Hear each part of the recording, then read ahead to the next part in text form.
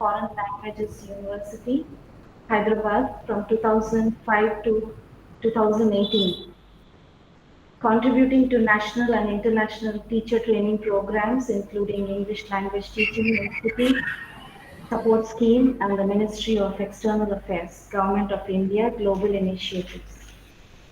Since 2018, he has taught English in top engineering institutions such as Sri Indu College, Hyderabad, and Institute of Aeronautical Engineering, Hyderabad, and currently serves as Associate Professor at Methodist College of Engineering and Technology, Hyderabad. He is a prolific author with Oxford University Press. His titles include English for Success in Competitive Exams, Objective General English, and Word Power Vocabulary Builder. He is an official OUP resource person conducting workshops across southern India on pedagogy, motivation, and communication. Dr. Solomon has coached aspirants for competitive exams for over 18 years with teaching stints at National School of Banking, Indian School of Banking, and Delhi IAS Academy. His spoken English classes were broadcasted on Shubhavarta television. He holds SET and TOEFL certificates and continues to lead webinars like Grammar or a Game Changer organized by the Oxford University Press. I request Sunil sir to start. Yes, ma'am. Yes, ma'am. Thank you very much for that comprehensive introduction. Although as a kind of regular practice, these profiles are read. We are all teachers. We learn from one another. We learn from each other. So I would like to begin. We have celebrated Teachers' Day very recently. So I would like to begin with a very small Happy Teachers' Day song, and then we'll get into our presentation.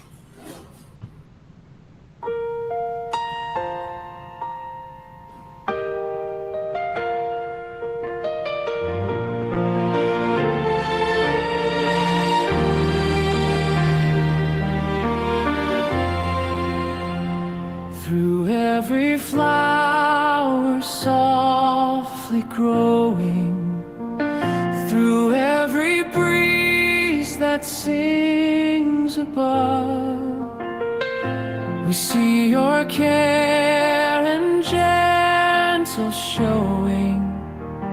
You guide our lives with endless love. Thank you, teacher, for the light that makes our future shining bright. With every lesson, kind and true, our hearts will always honor you.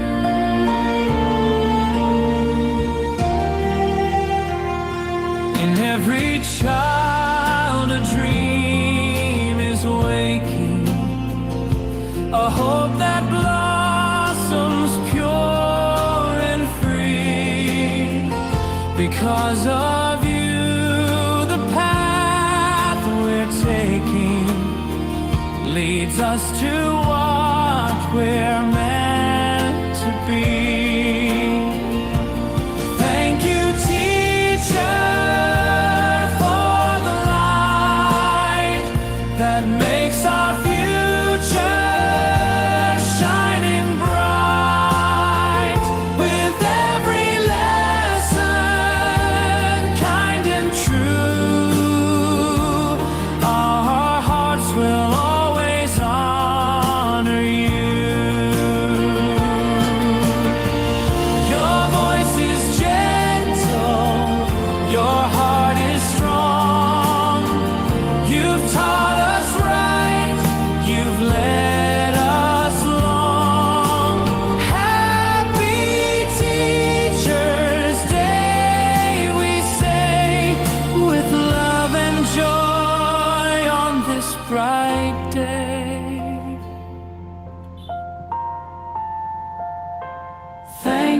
teacher for the light that makes our future shining bright. With every lesson, kind and true, our hearts will always honor you. With every lesson, kind and true, our hearts will always honor you.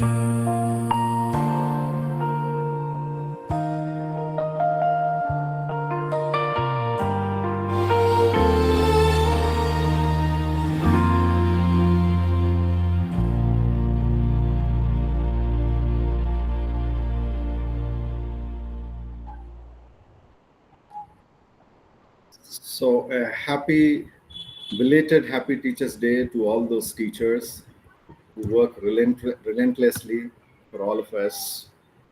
I thought, before I do my presentation, since we have celebrated on the 5th, which is very recently, this Happy Teachers Day, I thought that's the best way of beginning my presentation, by giving them a very heartfelt tribute for all the hard work that they do, for all the, matchless, and for all that iconic works that our teachers always present us in the form of wisdom, in the form of, their thoughts, ideas, views, and opinions.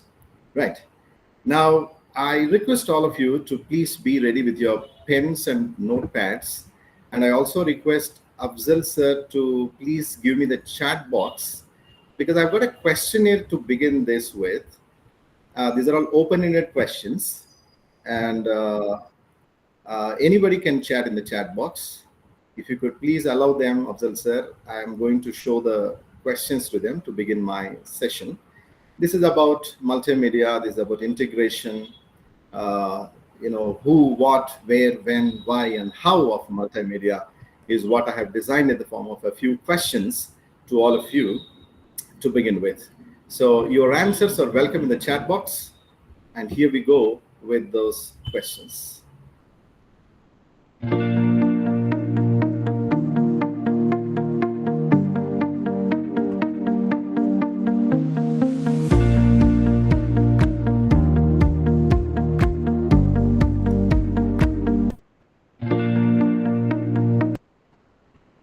So these are the questions that I have designed for all of you.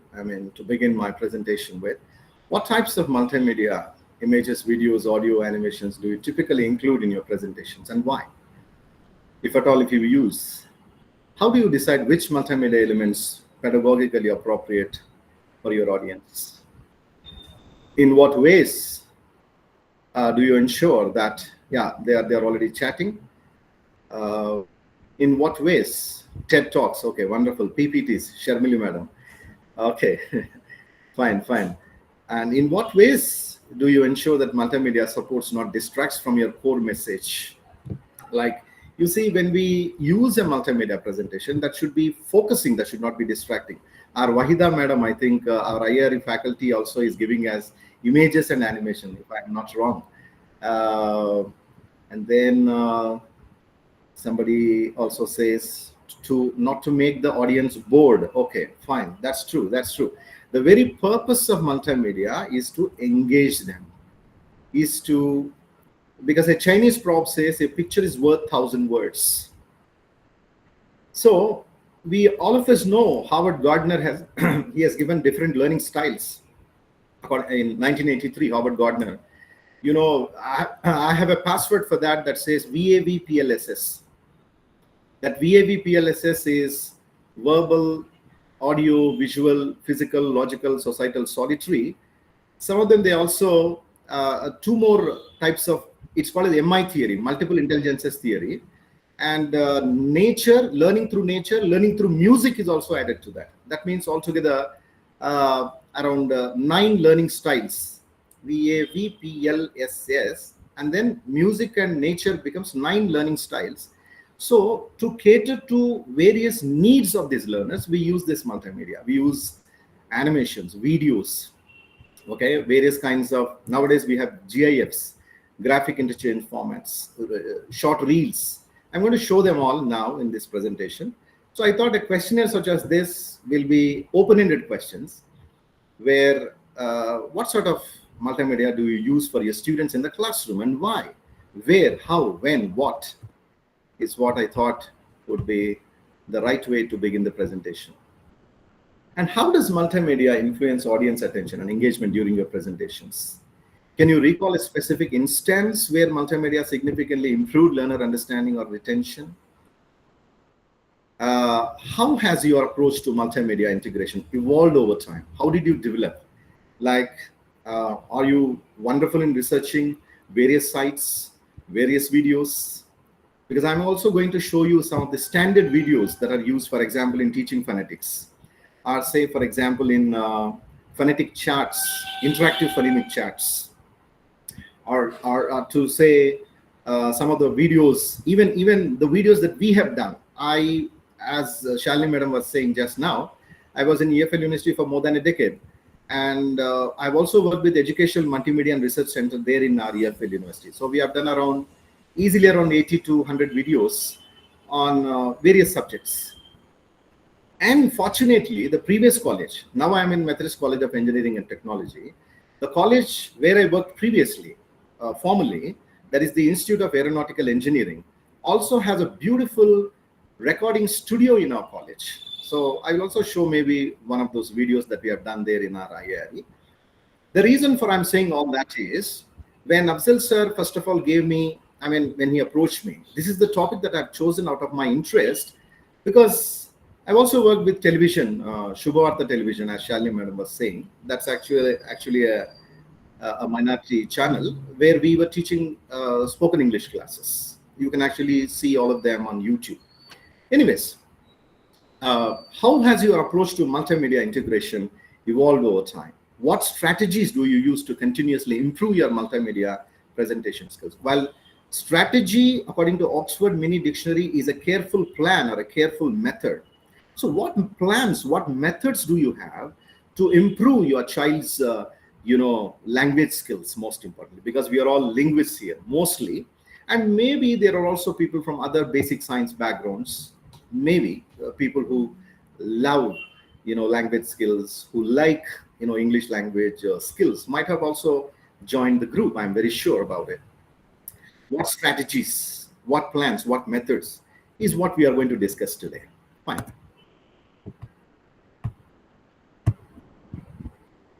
So to begin with, there is something called as rhetoric. The art of rhetoric is a skill of using language effectively and persuasively in communication. Understanding audience, creating a message, delivering it in a way that resonates with the audience is the art of rhetoric. We studied this at our MPhil level. A skill that is used in public speaking, writing, everyday communication. So as English teachers, you are asked to compere programs, do welcome speeches. Just now, Shalini Madam has introduced the guest. Word of thanks. We do lots and lots of these things. So we use art of rhetoric there, art of speaking there, by skillfully using the language in a persuading manner.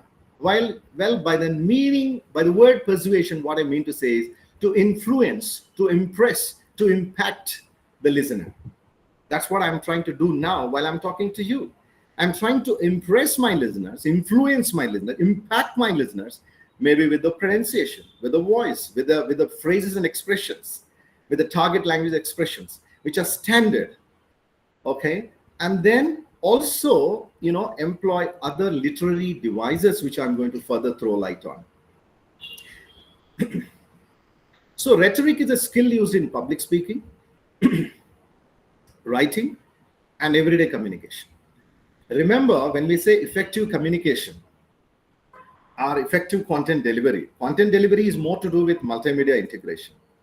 When it comes to communication, what most of them understand by that is spoken English. Because in engineering colleges, by the word communication skills, what people understand is spoken English. Well, as English teachers, all of us know very well that communication skills is not just spoken communication, but also written communication. Therefore, hence, the skill that is used in public speaking, writing, and everyday communications is the art of rhetoric. We use three kinds of literary devices there, that is logos, pathos, and ethos. Logos appeals to reason and logic. For instance, let me take an example for that for you. The opposition party, before the ruling party came to power, opposition party criticized the ruling party, saying that these people will give free power to farmers. No, that is not possible. Farmers will have to dry their clothes on the electric wires that they are going to provide. You see, but once this ruling party came into power, free electricity was given to farmers, and that is highlighted by the ruling party, leader there in the assembly. Imagine. That means he's appealing to reason, he's appealing to logic there in the assembly. I hope you have understood. Going to the next one, that is pathos. I don't name the leader. This leader went to election campaigning. Pathos is appealing to emotions, evoking feelings. He went to election campaigning. And in the campaigning, he said, when my father passed away, all the hearts started beating, lub, dub, lub, dub. And then the heart started beating, YSR, YSR, YSR. The leader is trying to campaign there in the elections by appealing to their emotions. We don't know whether the hearts are beating as with that sound or not, but he's actually acting on their emotions, evoking their feelings to galvanize the support of the public. That's the power of speaking. That's the power of communication. Going to the third one, that is ethos, establishing credibility and trustworthiness. Imagine you have two leaders in front of you. One leader is very, very righteous, very, very, he has all good moral qualities. And the other leader who is corrupt to the core. So when these two people stand there, naturally, you will look at the credibility. You look at the trustworthiness of the leader. And then you will try to vote that leader. The reason for I'm taking lots of political leaders here is these skills are also used in political speeches. They are used in assemblies. They are used in parliaments. Recently, Sonia Gandhi, Rajiv Gandhi, all of them, they use this art of rhetoric to, add credits to their point, to add validity, reliability to their points. Fine. Now, in addition to all that, moreover, art of rhetoric also includes idioms and phrases, proverbs, quotations as literary devices. Idioms and phrases such as between the devil and the deep blue sea, the tip of an iceberg. I'm biting more than what I can chew. Are you biting more than what you can chew? As an idiom or phrase. Native speakers use lots and lots of idioms and phrases. Or proverbs, quotations. Early to bed, early to rise, makes a man healthy, wealthy, and wise. Emotions need expressions. Expressions need language. So likewise,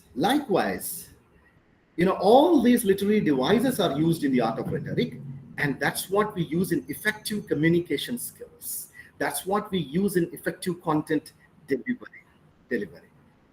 Going further in our discussion, well, presentation is a public talk or a display. It is a speech or demonstration to explain or showcase something. Content delivery is lots and lots of digital material, text, video, audio, interactive media. The very beginning of my presentation, I wanted a song to be played and such soothing music and this, that. So, music elevates the moods. It enlivens the moods. And I thought for great teachers, whoever are present here, I thought that's a wonderful heartfelt tribute since we celebrated our Teachers' Day very recently. Anyways, figures of speech for persuasiveness and engagement.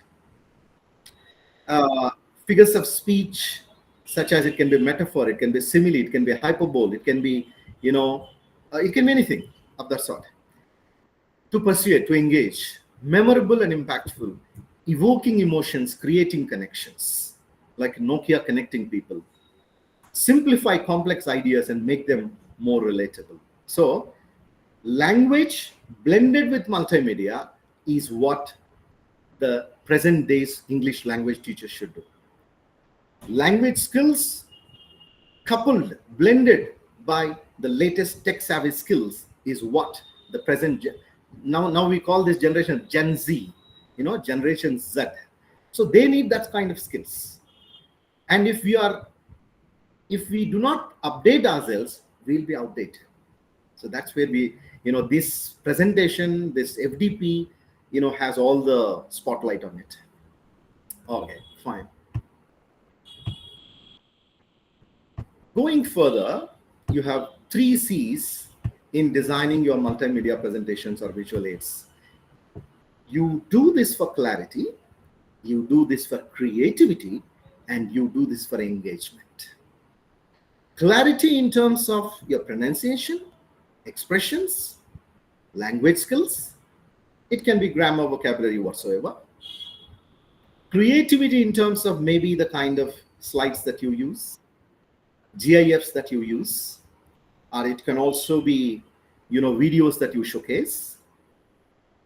These two will engage them throughout, capture their attention, hold their attention throughout, so that the best of the skills are taught to them by the best of the teachers. All right.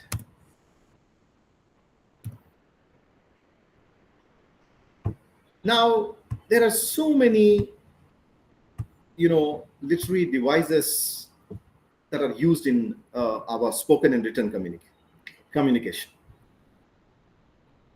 When it comes to rhetorical questions, they provoke thought, engaging audience. For example, what does multimedia integration, how is it realistic in our context? Logos to logical reasoning, pathos to emotional connection, ethos to credibility or character.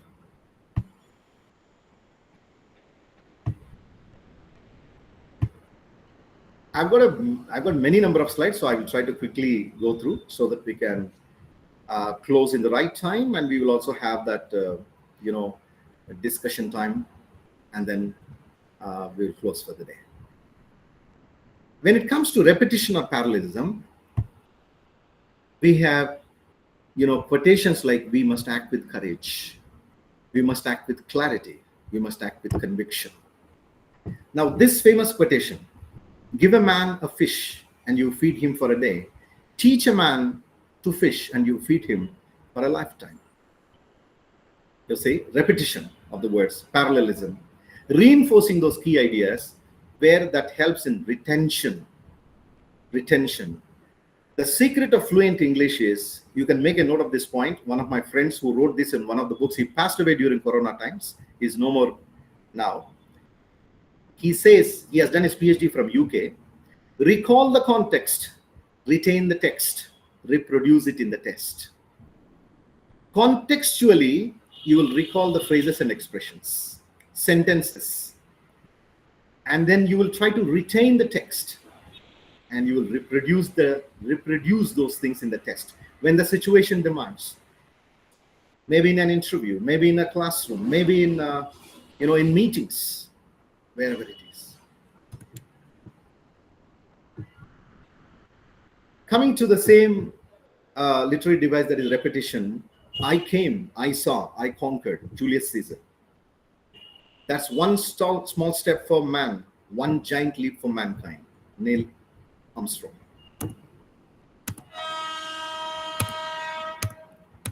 Now, when you see, metaphor or simile, I have taken Sri Hindu College's slogan, Tamasoma Jyotirgamaya, where the slogan stands for, lead me from darkness to light. Tamasoma Jyotirgamaya. This is taken from Vedas, and that happens to be the slogan, the tagline of Sri Hindu College of Engineering and Technology. That as a metaphor.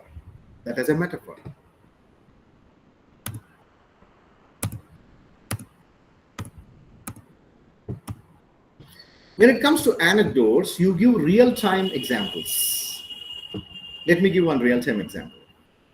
A boy was standing at the door trying to reach the doorbell. A passerby, by looking at the plight of the boy, came to his rescue. The boy said to the passerby, "Sir, let us run away from here before the old lady appears with a stick in her hand."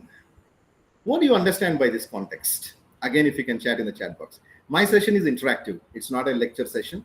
It's purely communicative and interactive. You can chat as many number of times as possible as you can. I've given a small context. This is an anecdote that I've given to introduce articles. Indefinite articles, definite articles. A boy was standing at the door trying to reach the doorbell. A passerby, by looking at the plight of the boy, came to his rescue.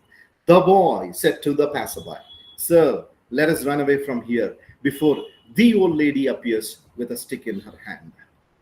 So we know that when the person is introduced for the first time, it's always an indefinite article, a or an, that is used there. And when the person is already introduced in the second context, for the second time, we use the definite article the. So as anecdote, as personal narratives, we give such kinds of examples.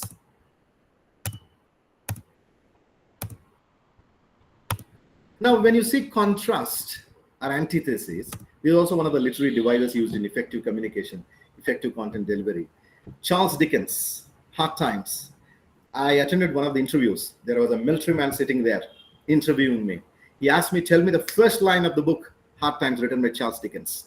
These are the first lines of the book, Hard Times, written by Charles Dickens. "It was the best of times. It was the worst of times." And then Alexander Pope, "To err is human, to forgive divine." We use this in our day-to-day communication too. As contrast, we use these kinds of literary devices or literary elements. Tripling as an effect, as a rule of three. Simple, scalable, sustainable. We see these kinds of things in advertisements. Lots of advertisements. Right. Alliteration, assonance. I have actually taken this tagline as today's, my presentation's tagline. This tagline is what I have taken. Bold breakthroughs begin with belief. If you believe, everything is possible. For the one who believes, anything is possible. You will have to say to yourself, "I will, I can, you can." So anaphora as the repetition of a word or phrase for emphasis. When you see this anaphora, you should know that the very next slide is going to be a speech. So whatever you're going to listen there in that speech, be ready with your pens and pads. Be ready to chat in the chat box. That's a speech that is given by Martin Luther King Jr. in "I Have a Dream." Now, before I go to that video, our Methodist College of Engineering and Technology's slogan here, that is "Empower Youth, Architects of Future World." Empower Youth, Architects of Future World, to highlight this anaphora. All right.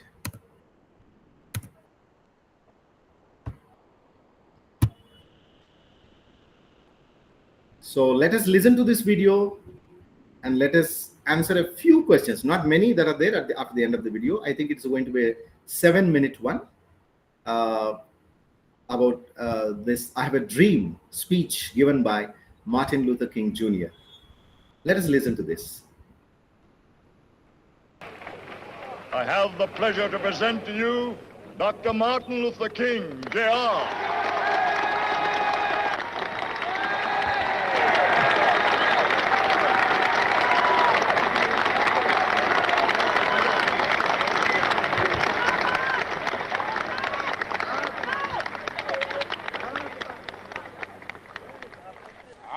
Happy to join with you today in what will go down in history as the greatest demonstration for freedom in the history of our nation.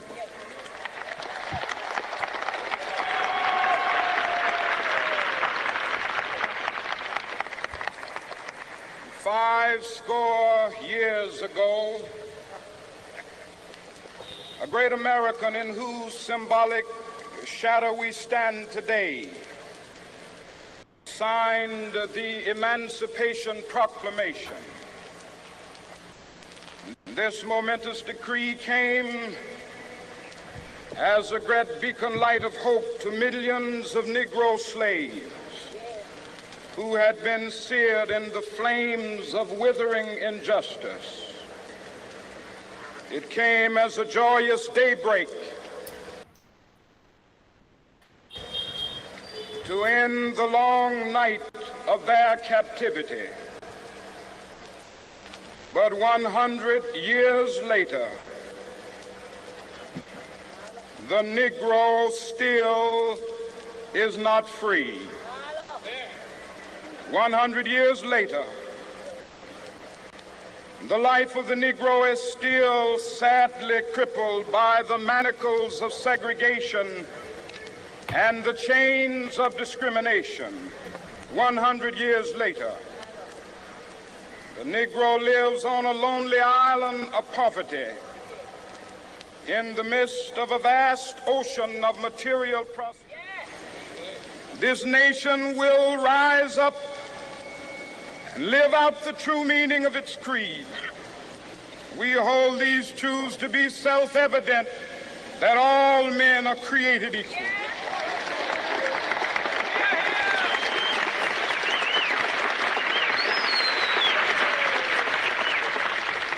I have a dream that one day on the red hills of Georgia, the sons of former slaves and the sons of former slave owners will be able to sit down together at the table of brotherhood. I have a dream that one day, even the state of Mississippi, a state sweltering with the heat of injustice, sweltering with the heat of oppression, will be transformed into an oasis of freedom and justice. I have a dream that my 4 little children will one day live in a nation where they will not be judged by the color of their skin, but by the content of their character. I have a dream today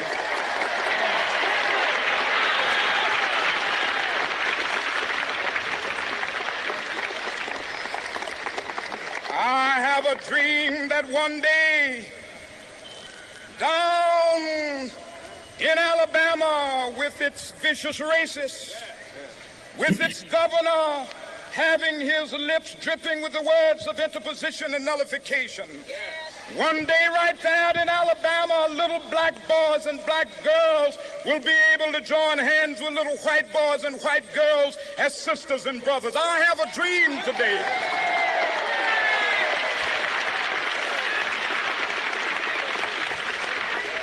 I have a dream that one day every valley shall be exalted, and every hill and mountain shall be made low. The rough places will be made plain, and the crooked places will be made straight. And the glory of the Lord shall be revealed, and all flesh shall see it together.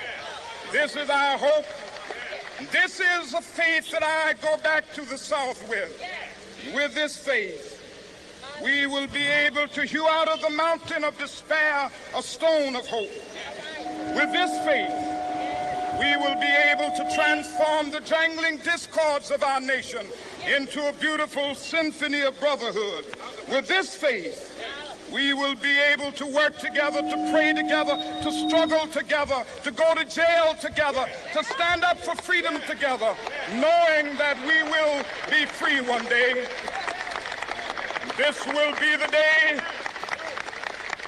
This will be the day when all of God's children will be able to sing with new meaning, "My country, tears of thee. Sweet land of liberty, of thee I sing. Land where my fathers died, land of the pilgrim's pride. From every mountainside, let freedom ring. And if America is to be a great nation, this must become true. So let freedom ring from the prodigious hilltops of New Hampshire. Let freedom ring from the mighty mountains of New York. Let freedom ring from the heightening Alleghenies of Pennsylvania. Let freedom ring from the snow-capped Rockies of Colorado. Let freedom ring from the curvaceous slopes of California. Not only that, let freedom ring from Stone Mountain of Georgia. Let freedom ring from Lookout Mountain of Tennessee. Let freedom ring from every hill and molehill of Mississippi, from every mountainside. Let freedom ring, and when this happens, when we allow freedom ring, when we let it ring from every village and every hamlet, from every state and every city, we will be able to speed up that day when all of God's black men and white men, Jews and Gentiles, Protestants and Catholics will be able to join hands and sing in the words of the old Negro spiritual. Free at last, free at last. Thank God Almighty, we are free at last.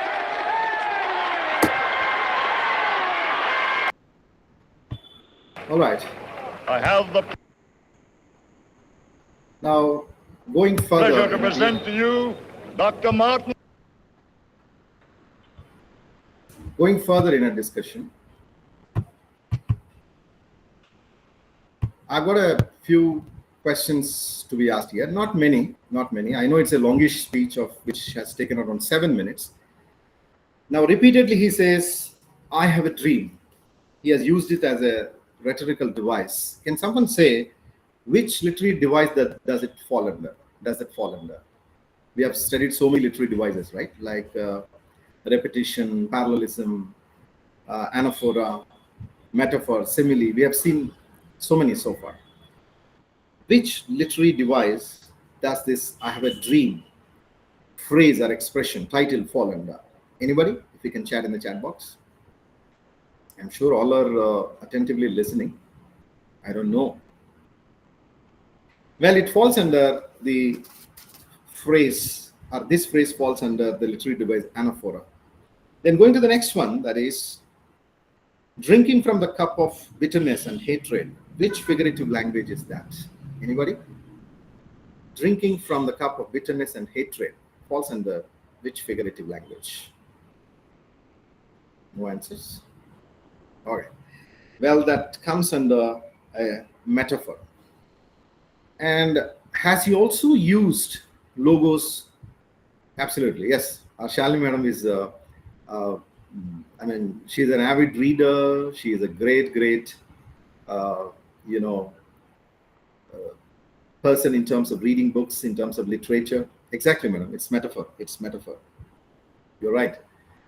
And then, has he also used logos, pathos, and ethos in his speech? Because we have seen logos is appealing to reasoning, appealing to logic. Okay, Gausia madam says metaphor. Okay, wonderful. Drinking from the cup of bitterness is a metaphor. Sharmili madam, wonderful. So, thank you for those answers. Logos, pathos, ethos. Has he used these three things in his art of rhetoric, in his skill of speaking? Like, did he appeal to reasoning and logic? Did he evoke the emotions of the listeners? Did he also, was he focusing on the credibility or trustworthiness of his speech, of his talk? Yes or no?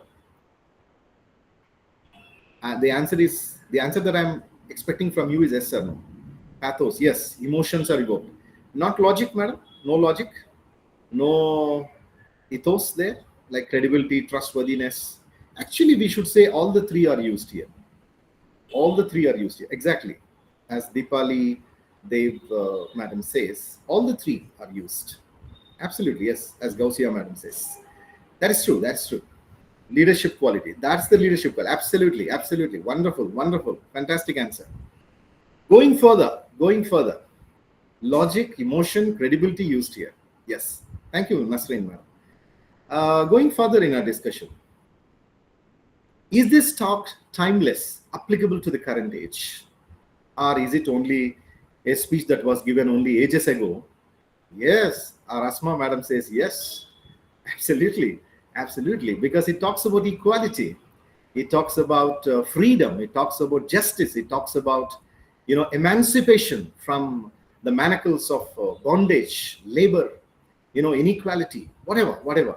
That's where he says, I want to see my little children when they are judged not by the color of their skin, but by the content of their character. That's what he says. What logic, what emotion, what credibility, what trustworthiness, what heights and peaks of literary devices. I want to see my little children to be judged not by the color of their skin, but by the content of their character. Wonderful.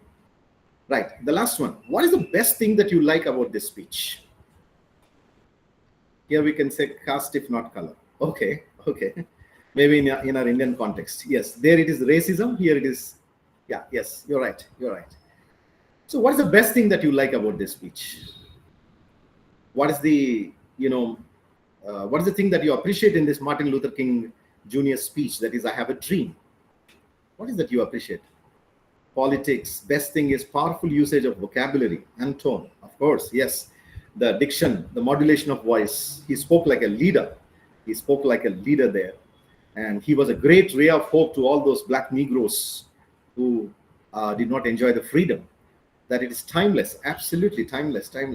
Makes the audience connect and feel with him.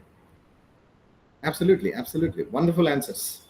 Because that's an open-ended question. Quite motivating, absolutely. Yes, that's the reason we can repeatedly see their applause throughout. And they go on saying, the words like, yes is what they keep saying. Connected past with the present, of course, yes. Inspiring hope. Wonderful answers. Thank you for all those answers, for that active chatting. Thank you very much. Let me go to the next parts of our discussion. I'm so glad everyone is participating so actively. Everyone is, you are communicating, you are interacting. Now look at this man's commentary about. Now what I would like to highlight here is, on the slide we have pasted these shots, these reels. This is actually a slide by downloading it on YouTube downloader. We have pasted them on these slides. Now let us look at this person, the kind of feedback, review, remarks that he gives, and compare and contrast with whatever you have given so far. Martin Luther King Jr.'s I Have a Dream speech. This incredible speech, which I have watched over and over again on video, blends masterful language with the technique of repetition. He uses metaphors that make the subject matter easy to understand as well, making it a suitable presentation for a large audience of multiple education levels. While this speech was relevant to the times and spoke to a wide array of people, the content of the speech remains timeless because of the themes that it covers, addressing the need all people have to believe that things will get better if they just persist. Dr. King presented this speech with strength and passion and confidence, also helping to make it truly memorable. He was genuine, putting himself at the level of his audience and not above them. He drew on the emotions of the listeners and motivated them to rise above current circumstances and unite for a better cause. So, do you agree with this feedback that he has given? You see, he has covered so many other things probably that we did not discuss. Yeah. He says he was not above them, he was with them. He says, of course, it is timeless. And he has used lots of strength and passion in his speech. And he's a true leader in all aspects. Wonderful. The reason for I've taken this as for our discussion is, it's so motivating, so inspiring.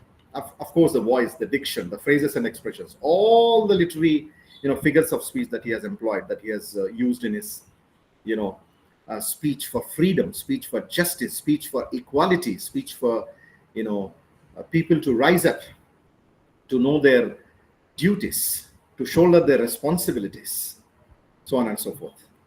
Okay, fine. Going further, this multimedia integration, it also has some research backup. It promotes learner engagement and motivation, according to Chappell 2003, which is a cornerstone in CALL learning, computer-assisted language learning. We teach in our labs lots and lots of phonetics. There is also something called as TALL, technology-assisted language learning.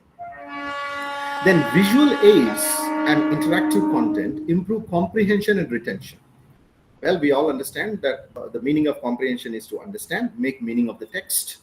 And then the retention is the way we hold the knowledge, the way we hold the level, the skills, the wisdom that we attain, that we acquire. Retention, according to Krushen, 1982.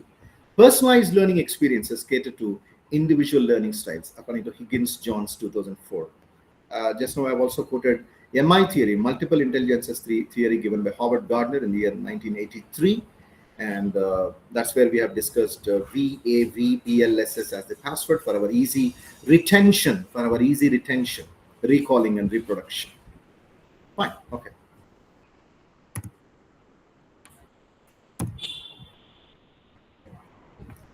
Well, whether you are pitching, you can also see the GIFs in various slides. We have brought them from various, sites. And this is a common site generally in Corona times. You see one with a headphone, one eating something, so on and so forth. Whether you are pitching an idea, teaching a concept, or inspiring an audience, the right mix of visuals and media can make your message unforgettable. So it should be the perfect blend, proper blend, without boring them, by engaging them, by retaining, by capturing their attention. It should be engrossing. It should be, see, a teacher who is not reachable is not teachable. I repeat, a teacher who is not reachable is not teachable. Somebody by name Dorothy Madam has raised her hand. I think we will have a question answer session, maybe, or maybe discussion session at the end of the talk. Wahida Madam says, wow. Thank you, Wahida Madam. Right. Going further, media can make your message unforgettable.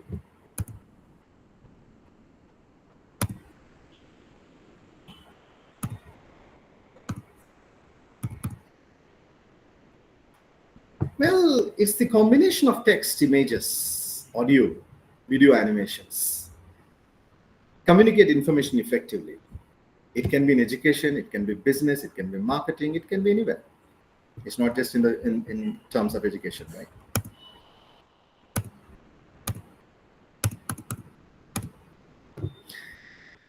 Text, images, audio, video, interactivity. We club them for an impressive talk, for an influencing talk, for an impacting talk. That's what I'm actually trying to, do even today. Where you have photos, where you have text, where you have audio, where you have video, where you also have, embedded quiz or clickable elements, so on and so forth. Polls, of course, in terms of your feedback, review, remarks. Now here comes the chat that I was talking about. Trust me, teachers, this is one of the most interactive phonemic chats that I've ever come across. This is out of my research. This is English with Lucy, one of the native teachers. We have brought this snapshot here, screenshot here, and when I click on this, that will take me actually to the, sorry,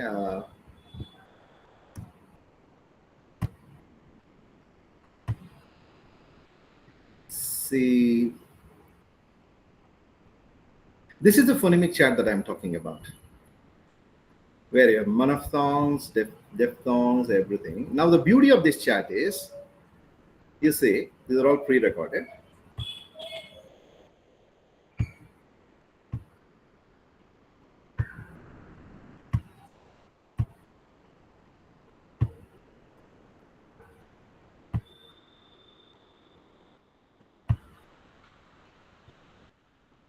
Monophthongs, diphthongs, and of course consonants.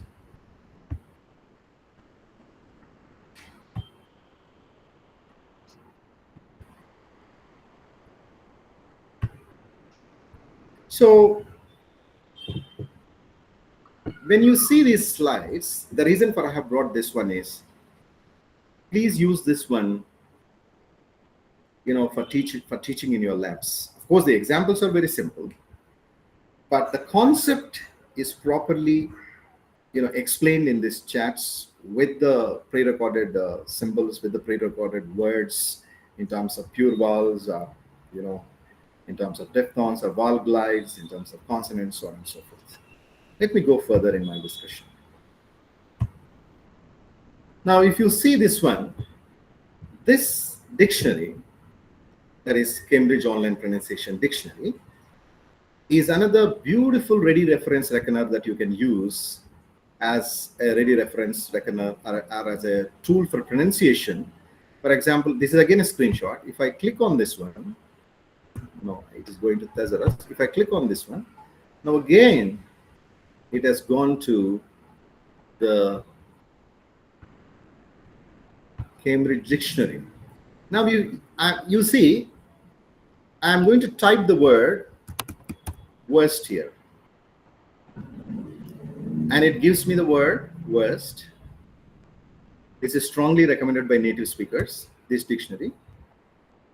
There is some ad that has come in between. Okay.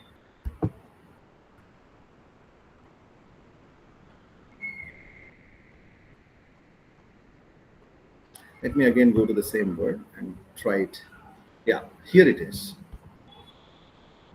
Especially when it comes to pronunciation aspect.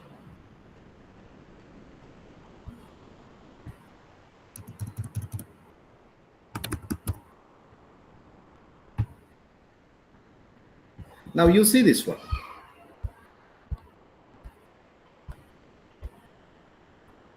My laptop is a touchscreen laptop, so I can maximize it. Now, UK and US, of course, we follow UK pronunciation.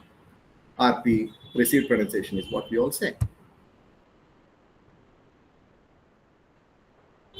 Now you have transcription here within the two slang bars.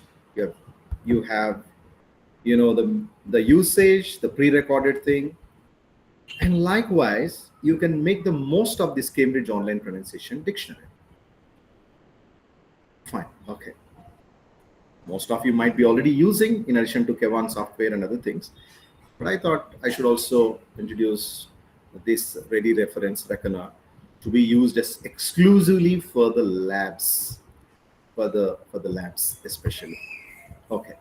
Now going here, that is Thesaurus. Again, if I click on this, you see at the click of a button, because it gives you everything, grammar, Thesaurus, everything on one window. And yes, imagine I type a word chaos. Of course, you have AI, ChatGPT, Gemini, your Perplexity, you have Meta AI, everything. Remember, as teachers, unless we know how to make the most of this artificial intelligence and machine learning, the language will be disastrous. Now look at the synonyms that it has given. So at the click of a button about chaos, turmoil, confusion, disorder, array, uproar, whatsoever. So make use of these ready reference reckoners. See, for language we have 4 pillars: V, G, P, P. Vocabulary, grammar, pronunciation, and punctuation. And on these 4 pillars, we build the 4 floors. That is 4 skills: listening, speaking, reading, writing. First floor is listening, second floor is speaking, third floor is reading, fourth floor is writing. So for vocabulary, Thesaurus, the pronunciation, the previous dictionary that I have shown you, grammar, of course, is part of it. Punctuation is also included in these ready reference reckoners. Make the best use of them. If you want to buy this Cambridge Online Pronunciation Dictionary, probably you'll have to, pay a lot maybe, but it is readily available on Google, search bars. So make the most of them. Make the most of them.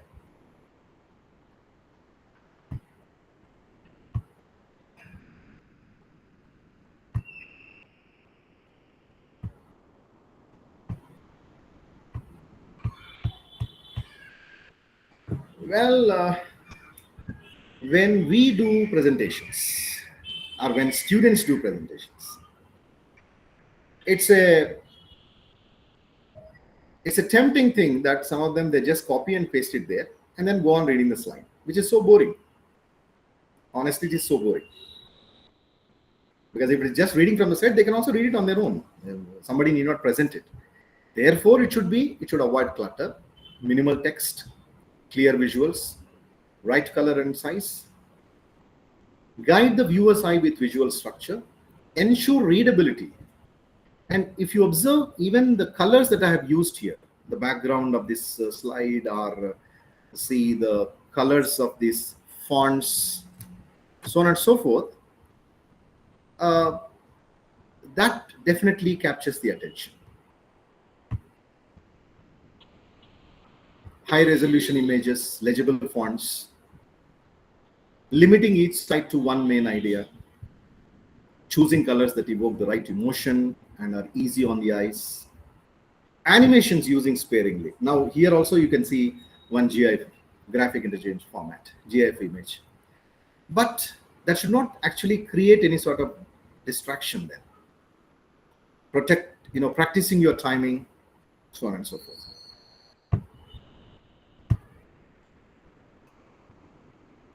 Visual context, providing real-world examples. Storytelling. Say, as teachers, some of us are brilliant storytellers. This is an old art, but a wonderful art. It can be the story of a tortoise and a hare. It can be from a simple story to a very mega one. Storytelling still captures the attention. So, how good a storyteller are you? Then, especially in terms of language skills, in terms of developing the curiosity among the readers for reading, for listening, for speaking, for writing, so on and so forth, for correct words, phrases and expressions, for correct grammar, for correct pronunciation, for correct punctuation, so on and so forth. Short focused videos can trigger critical thinking and reinforce learning. I mean, at times lengthy videos are boring. Of course, even I have used Martin Luther King, which is a bit 7 minutes, but I thought the voice is motivating. And I thought we should listen to the end, till the end. Now, here comes one of the British teachers. Her name is Yama, E-M-M-A. I'm sure most of you might be watching her videos. Subscribe to her channel. I can tell you, one of the best teachers of phonetics. Just listen to the way she explains the incorrect pronunciation of some of the words, transcription, stress markers, so on and so forth. You are saying these words wrong, probably. How do you say this word? Wednesday. Wednesday. This word? Comfortable. Comfortable. And this word? Chocolate. Chocolate. So it's a short reel that I have taken. Now, of course, every video, as I told you, I'll come up with a few questions. So are you ready to chat? Just to ensure that all are listening, all are attentive, all are focused. Ready with your chats, teachers? Okay, all right. Now let's go and see a few questions that I have for you. Oh, I see so many thumbs up there. Okay, wonderful. Okay, based on this video, do you think MTI affects the way we speak English language? Well, we all know MTI is mother tongue influence. Based on this video by Emma, pronunciation with Emma, do you think MTI affects the way we speak English language? Mother tongue influence? Varast against Garal in the world. You see, what do you call? Address, account, number, if it is Telugu speakers. And Ismart, Iskill, if the person comes from Deccani background. Station. And of course, I'm sure Afsal sir is also listening. Educational qualifications, where K is pronounced with G. impact in Malayalam, or information, connection, circulation in Odisha.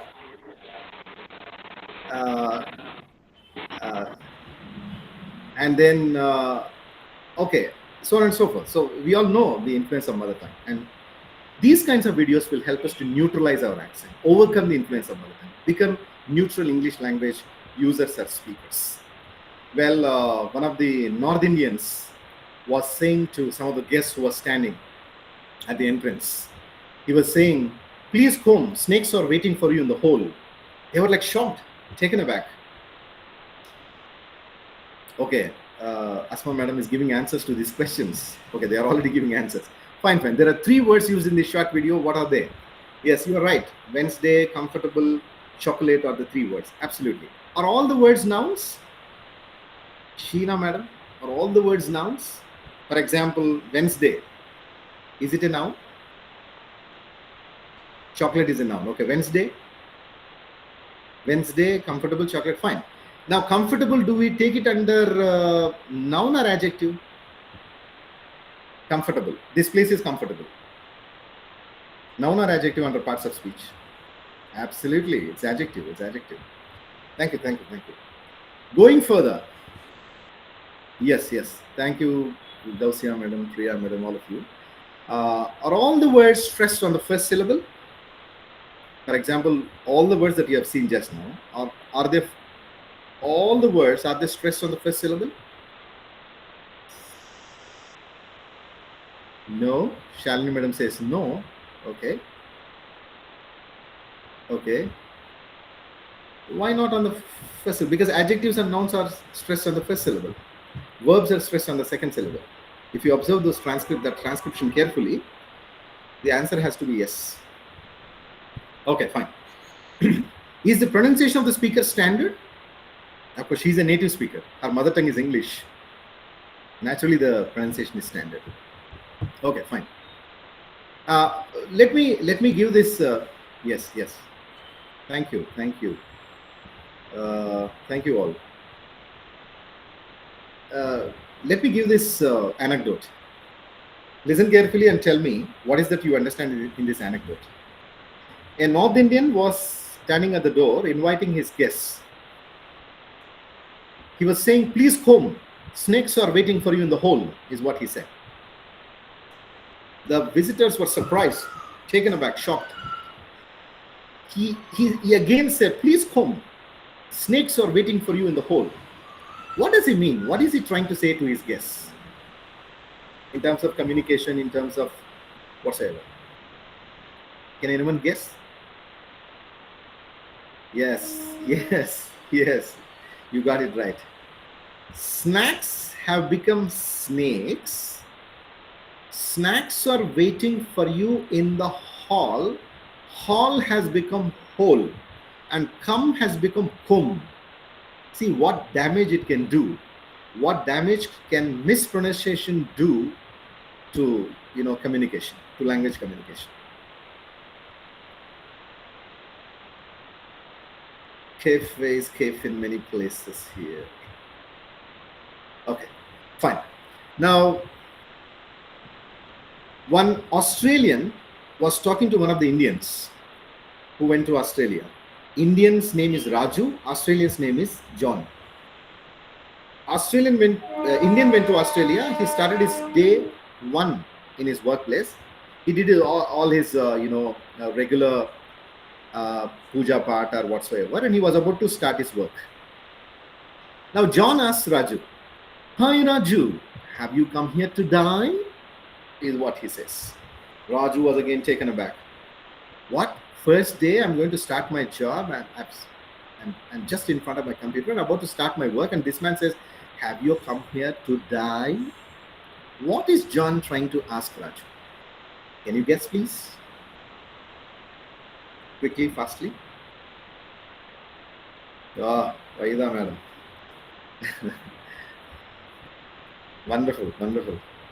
Thank you. To die is wrong. I mean, Australians have huge accents, so he's asking Raju, "Have you come here today, not to die?" Thank you. Good guesses. Let's go further in our discussion. Now here comes the silver screen idol. We ignore diphthongs. Truly, exactly. To die, to die. Exactly. It has to be today, not to die. Wow, what an explanation. We ignore diphthongs. That's true. Are you ready to listen to the iconic voice of Hindi cinema? Okay. Done. Now listen to the video. This is also a short reel. And of course, as our practice, as our custom goes, I've got a few questions to ask you. Your pens, pads ready. Your ears open. Here we go. When we say Mercedes or Leica cameras, we think of Germany. When we say Sony, it's Japan. Samsung, LG, South Korea. Rolls-Royce, England. Perfumes and elegant style, France. Fashion clothing, Ferrari. Lamborghini, Italy. Football, Brazil. Snake charmers, sadhus, Kama Sutra. India? Not anymore. For India, it is IT nerds, scientists, engineers, doctors, research scholars, space technology, and cricket. That is India today. Right. So, the silver screen idol, famous for Kaun Banega Crorepati, who needs no introduction. His bass voice, booming voice, his wonderful language, phrases and expressions, his modulation, intonation of voice, everything is so appealing, so strong, and so mesmerizing, captivating. Now, going further, as I told you about the questions to see in this video, are you ready to chat in the chat box to answer Amitabh Bachchan's video? Right.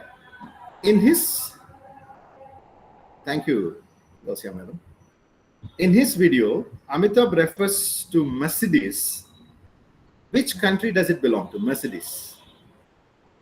Mercedes-Benz. Any guess? Mercedes? No answers. It's Germany. It's Germany. Sony Electronics. He was referring to Sony, Japan. Exactly. That can also be a general guess, as given by Sana Melo. Then how about Samsung and LG? Samsung and LG. South Korea. Absolutely. One answer I got there for Samsung LG.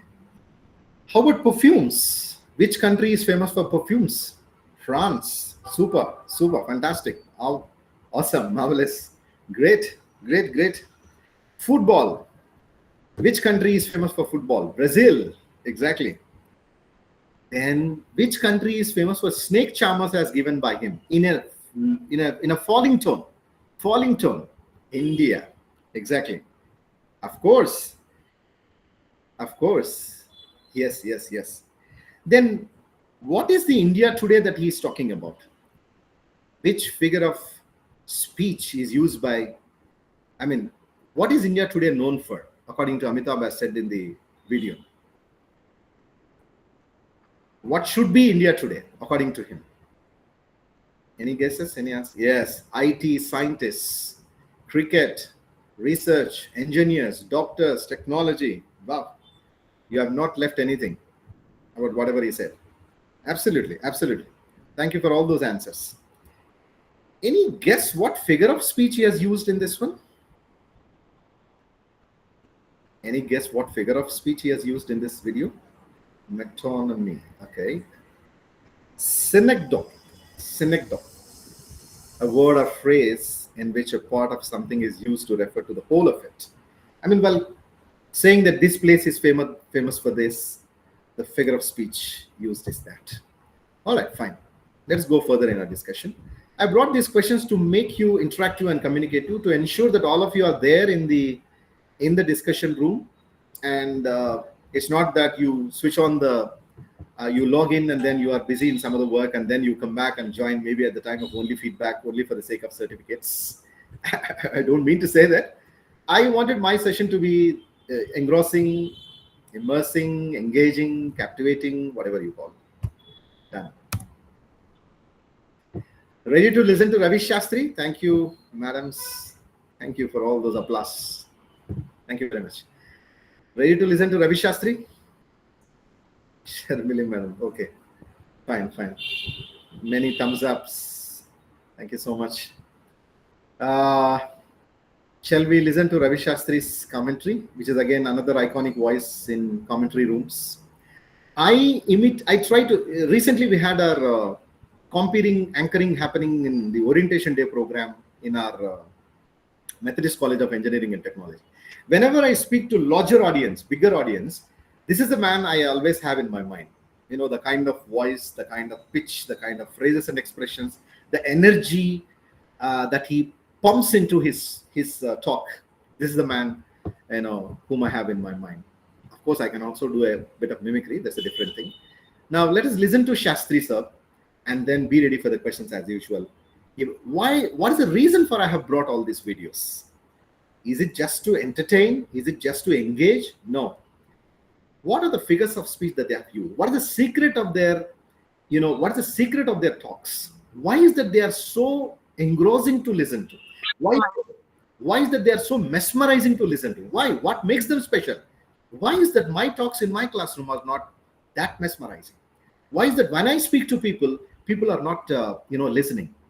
Why is that some of the classes are so boring, has some, FDP, something? Remember, when you speak, people should listen. Otherwise, we better don't speak. That's my funda. That's my logic. Anyways, right. Here we go, and let us listen to Ravi Shastri, one of the famous cricketers of our Indian country. We're in the Big Apple. It's New York City. It is Long Island. It is Nassau County. And coming up, box office. One of the biggest contests in all of sport. It's India versus Pakistan, and it's toss time. In the blue corner, ready to punch, Rohit Sharma. Ready to counter punch in the green corner, Babar Azam. And the match referee on a big day, David Boone. Rohit will spin the coin. It's also a short reel.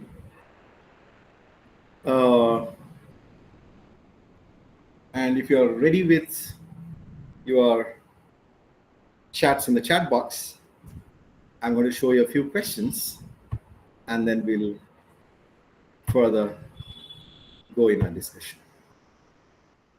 Thank you all for your active participation. I really appreciate your active participation, contribution, interaction, communication. You have truly made this an interactive session. Now, in which city is this match being played? Any guess? In which city is this match being played? Guesses? Okay, you're all silent. It's in New York. New York. Now, which county is this? Any guess? We need to also develop our listening and speaking skills. Always remember, the input is listening, the output is speaking. The input is reading, the output is writing. Without the input of listening, there is no output of speaking. Without the input of reading, there is no output of writing. Yesterday, Dr. Ramakrishna sir was also highlighting the importance of books, creative expressions that can be used in English language. Have we taken this language into confidence? He was saying several important things, in the talk that we had yesterday. Anyways, who is the captain of Pakistan? Any guesses? Babar Azam. Yes, that's the right answer. That's the right answer. No, in the video, madam. Yeah, Babar Azam. Absolutely. As per the video. Exactly. Going further to the next question. Who is the match referee? These are simple questions. Remember, understand, apply based questions. I did not go to, analyze, evaluate, and create, Bloom's taxonomy. Okay. Match referee is David Boone. He is a famous Australian batsman. We used to watch his batting in our childhood days. David Boone brothers. Anyways, who will spin the coin? Who will spin the coin? Rohit Sharma, absolutely. Which figure of speech is used by Ravi Shastri? He is missing there. Which figure of speech is used by Ravi Shastri, according to your guess, in the kind of literary devices, expressions that we have? Metaphors. Again, Sharmili madam says metaphor. Any other? This madam, Nasreen madam says metaphor oblique hyperbole. She has given the answer very intelligently. I would first of all go with hyperbole, exaggeration, amplification, overstatement, because he was trying to emphasize, highlight, showcase the the big game between India and Pakistan, and then he was giving a big hype to that. So that way it is hyperbole in the figures of speech that we use, that is used by Ravi Shastri. So do you think all these figures of speech are necessary for English teachers? Thank you, Nasreen madam. Do you think all these figures of speech are necessary for English teachers? All right. Do we use them in our classrooms? In our classroom teaching, in our explanation, in our, various kinds of speeches? Okay, so one madam said no. Okay. All right. Okay. It depends on the situation. Depending on the situation, we choose which literary device to be used, which figure of speech to be used. Yes, exactly. Okay, fine. Let us go further in our discussion. It's almost 5 to 8. Actually, I would like to close by 8 and go for a kind of interaction after that for maybe about 10 minutes and then close for today. That's my plan. That's what we have actually planned for. Let us see how it goes. Going further, animation is for simplifying the complexity. Not just for, going a step beyond our English language. It can be a poetry or prose or non-detailed text or whatsoever, drama, whatsoever. Going to, for example, cell division, historical events. Animation always helps us to connect, the previous years, the characters, so on and so forth. The historical events, monumental events, whatsoever, mathematical transformations. Because I'm sure there are also other teachers in this group, apart from English language skills teachers or English language teachers. So students created animations. It should encourage learners to animate their own ideas, faster creativity and deeper comprehension. When you teach them how to prepare slides, because when I teach my students, phonetics in language labs, I will motivate them, inspire them to come up with more of phonetics related PPTs. Because you see,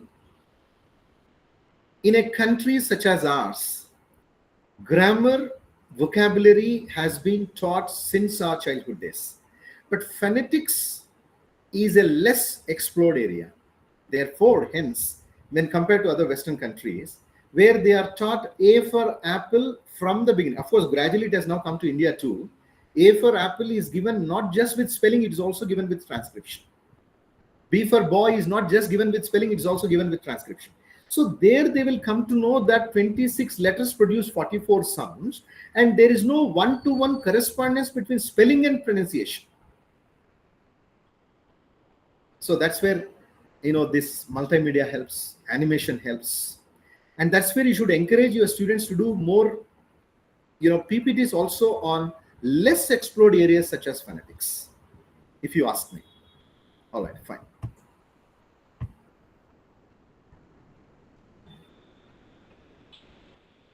Well, I think I will have to quickly move to the technical aspects. So these are the technical aspects. I have been working on this since morning. Lighting and environment. Good lighting. In fact, I have all my lights on in my hall now. And a quiet space, thankfully no sounds. Natural light or a ring light can make you look more professional. We are doing it in the evening. Camera positioning. Raising your laptop or webcam to eye level. Maintaining natural eye contact. the technicalities of presentation, the do's and don'ts of presentation, speaking with confidence and clarity, practicing under pressure. Trust me, videos we were not able to play since morning. At the last minute before this presentation began, God saved me by helping, through some angel to, get the videos played. I'm really grateful to that angel. Anyways, practicing under pressure, lots of pressure. Big breakthroughs begin with belief. That's the tagline of today's discussion. Big breakthroughs. Unless you believe in yourself, you cannot make others to believe you. So believe in yourself first. Use vocal variety. Avoid monotonous speech. If you read Hindu newspapers, I'm an avid reader of Hindu paper. For example, if the paragraph is on elephant, in one paragraph, these journalists, they don't use the same word again and again. Variety is the spice of life. Variety is also the spice of writing skills. One sentence he writes jumbo. Another sentence he writes tusker. Third sentence he writes, elephant. Likewise, he keeps changing the synonyms for the same animal. Imagine it has actually, it went into the fields, crushed the fields, to give these news items. He changes the words, tusker, jumbo, so on and so forth. So keep changing the words. Don't use the same word again and again, which is so boring. Cliches, redundancy, overused expressions should be avoided as far as possible. Some of them, they use the word at the end of the day, at the end of the day. Repeatedly, they use the word. Try to change. Try to, change your phrases and expressions. That should not be boring. We had one lecturer who used to use one word, moreover. Unless he uses the word moreover, he cannot go further in his talk. So that has become a byword for him. So I was, instead of listening to his botany class, I was writing the number of times he uses moreover in his lecture. You see? So that should not be a monotonous thing. Avoid filler words as far as possible. These all these are American expressions. Let us go for British when it comes to, you can take a pause instead of using lots. I mean, here and there, fine, but overusage, excessive usage should be avoided is what I'm trying to say. Right. Look the part even through a screen. Dress to impress. Our principal in our, in our previous college,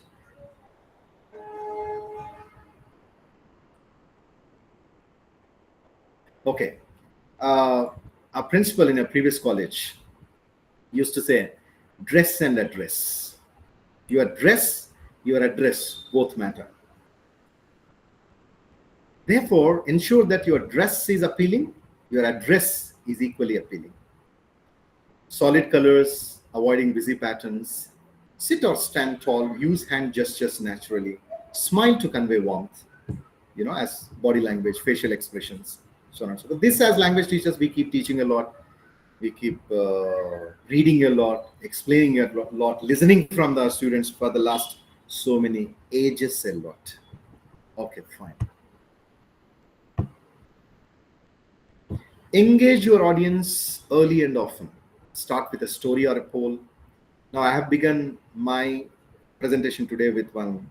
Of course, I've got this beautiful occasion of Happy Teachers Day, and then followed by questionnaire. Open-ended questions, not closed-ended questions, where everyone can contribute, where everyone can chat, where the discussion room gets lively, where the chat room gets lively. That's where the virtual presentations will be lively, energetic, electrifying, impressive, influencing, impacting, whatever you call. Right.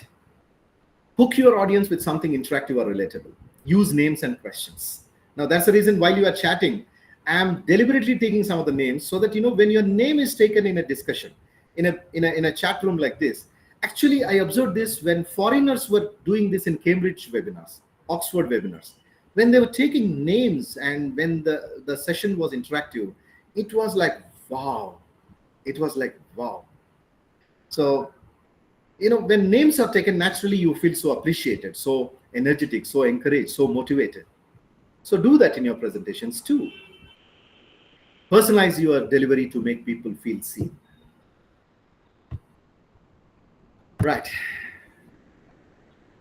Now, the word prepare like a pro is like prepare like a pro. Especially microphone. I'm deliberately using this microphone. In all my presentations, I use microphone. Because for listening, I should have a proper one. And for speaking, I should have a proper one. This I began with TOEFL test in the year 2020. Okay. So camera, internet connection, everything. Backup plan. Have slides saved locally and a phone hotspot ready in case of tech issues. This is extremely important, especially for virtual presentations. Trust me, since morning, I was going, if the videos don't work, then go for links. If the links don't work, what is plan B? Plan B, plan B. Plan B is very much necessary to avoid the embarrassment at the last minute. Done. Thank you, madam. Okay.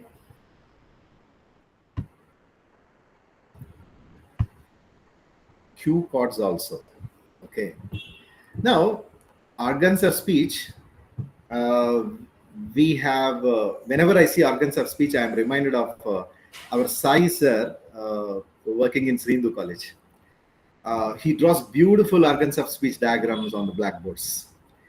And, of course, now we can make use of beautiful images like this and to explain all the organs of speech. Here comes the IRE. Wahida madam is, I think, in the chat box. Anyways, lights, camera, action at IRE. We have done these videos there at IRE. I'm not going to play all the videos, but maybe one for you.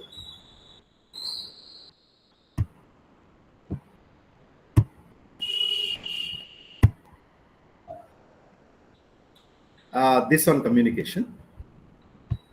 Of a triangle, right? It will be something like this. So here, a speaker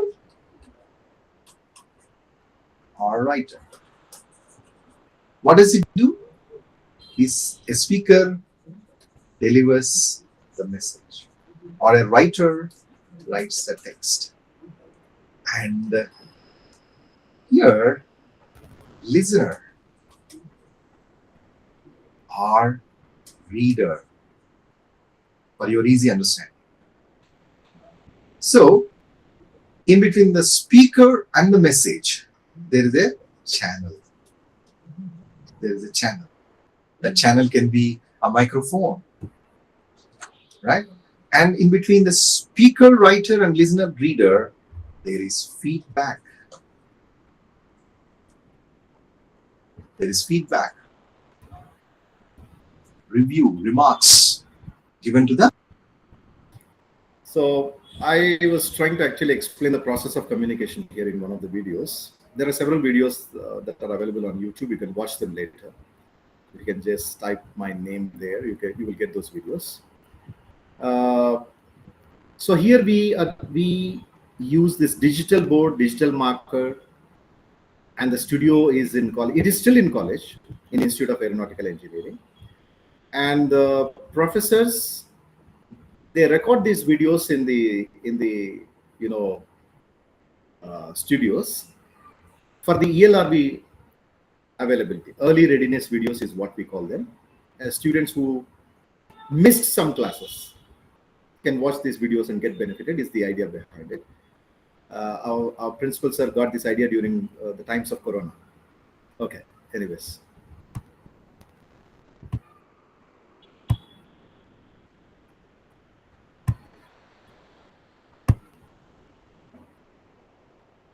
also on pronunciation. These are available online on YouTube. You can watch it later.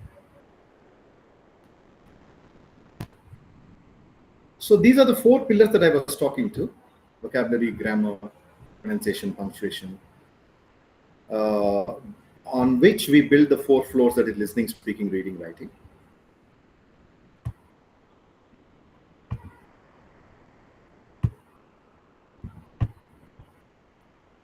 The GIFs, of course, which we can always take.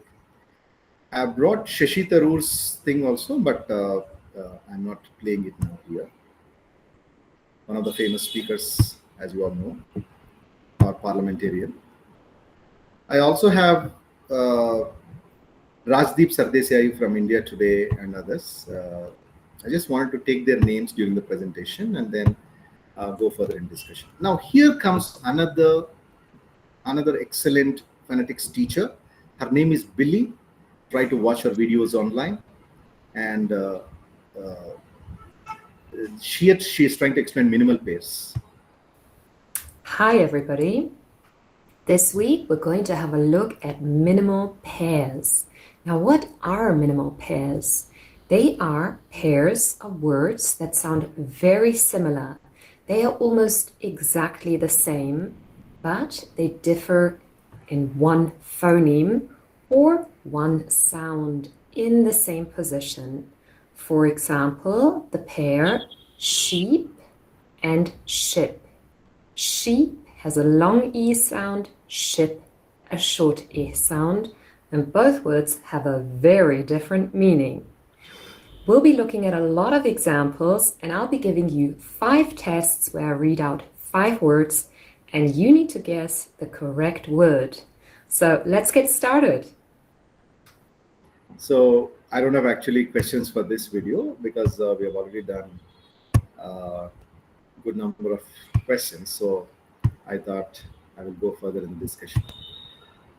Multipurpose table. This is taught in most of the spoken English institutes, competitive exams institutes, where you have one base sentence that is transformed into active passive voice, the negative of it. Billy, her name is Billie, Srinu sir. Okay.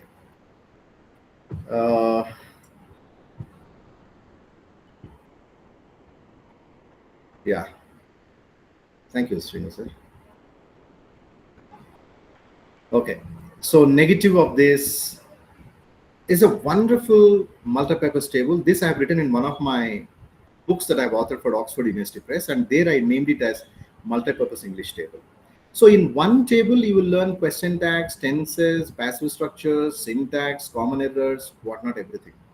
You will also learn, regular keywords that are used in simple present tense, past tense, whatsoever, present perfect continuous tense, everything in one table. So the advantage of this table is multifarious. I'm sure some of us might be already following these things. If not, I think to help them with the spoken and written communication, rigorous speech generating drills. Okay. Now here comes the secret of fluent English. As I told you during the course of discussion, recall the context, retain the text, reproduce it in the test. Before we close, the time is already 8:10. I thought of stopping it at 8 itself, but I'm going further.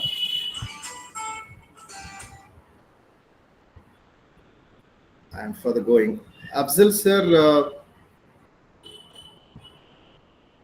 am I allowed to proceed further, sir, for a few more minutes?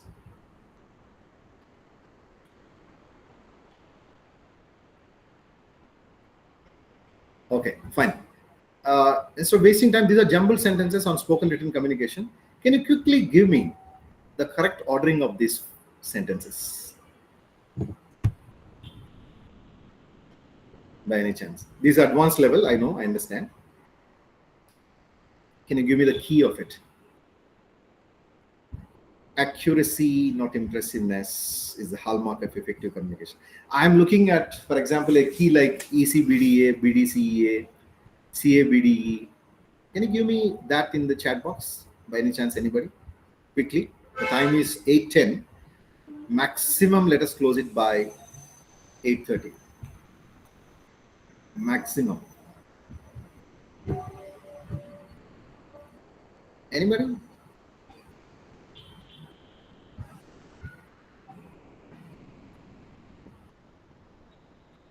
Okay.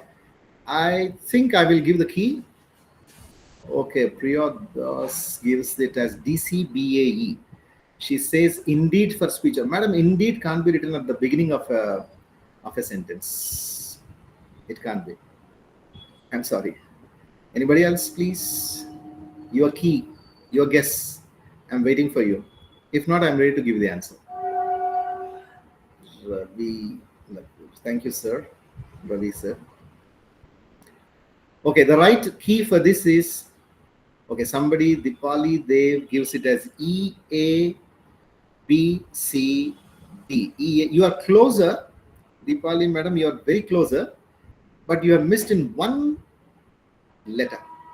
EACBD. One letter is actually missing in the sequence. EABDC, okay. EADBC, all right. All sorts of guesses are being done now. Shall I give the right answer with your permission? Or is there anyone to give? No, it's not EDBSC, madam. It's not EDBSC. No. We were teaching this to actually probationary officer job aspirants in National School of Banking. Anybody? Very, very close to spoken and written communication. Okay. The key here is accuracy, not impressiveness, is the hallmark of effective communication. I mean, it should be impressive, but only impressiveness doesn't, serve the purpose. It has to be accurate too. Therefore, where we have fluency, accuracy, kinds of thing. E is the first sentence. Now, the second one in the sequence is C. If you see this, not impressiveness, thank you, Murthy sir. Very glad to see your comment there. Okay, not impressiveness, mere superficial impressiveness, C is the second one here. So that is the hint or clue. Suggests a lack of substance in what is being said. Going to the third sentence, because speech comes first, then comes the writing, A is the third one. Actually, C is where most of them misplaced it. C should come next because mere superficial impressiveness, because whatever impressiveness is spoken here in the first sentence comes in the second sentence too. Suggests a lack of substance in what is being said, followed by in speech, such use of language will sound like bluff or bluster, and in writing, it is apt to lapse into jargon or verbosity, heavily loaded with words. Finally, indeed for speech or writing to be genuinely impressive, it must convey the speaker's or writer's meaning as accurately as possible. Thank you very much. Let's go further because we are running short of time. Now, these are my personal encounters, experiences about virtual presentation. With this, I'm very soon going to close. My television experiences are perfect preparation in the first place. I did, a few videos in Shubhavarta television. That is for both the speakers, English speakers as well as Telugu speakers. Plan, prepare, practice, present. When you write spellings, you should be very careful. Meanings, remembering the content. Most of them freeze in front of the camera. Always see yourself as a lion in front of the camera. When you stand there in front of the camera, you are the lion. You should not freeze. A cheerful face, confident voice, pronunciation should be neutral. No mother tongue influence. When I speak, the opposite person should not be able to identify what my mother tongue is. That is what is called as neutral pronunciation, as we all know. But when we speak, the opposite person easily identifies what my mother tongue is. That is not neutral pronunciation. Ability to use spontaneous examples, jokes, anecdotes, quotes, quotations. Jack, I call it as Jack. JAQ, jokes, anecdotes, and quotations. Mat, a clear mat is what you should have. Method, approach, technique. In your brain, that file should be simultaneously by default running in your mind.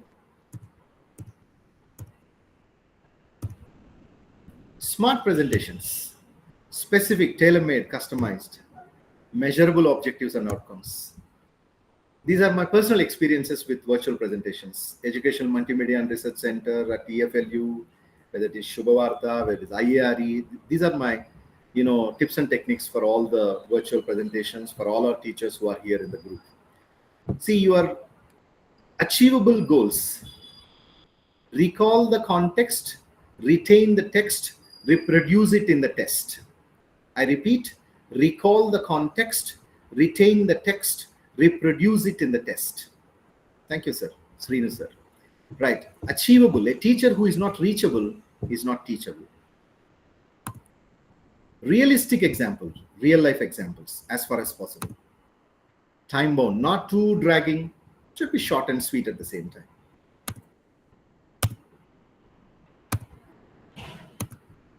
Sense of humor.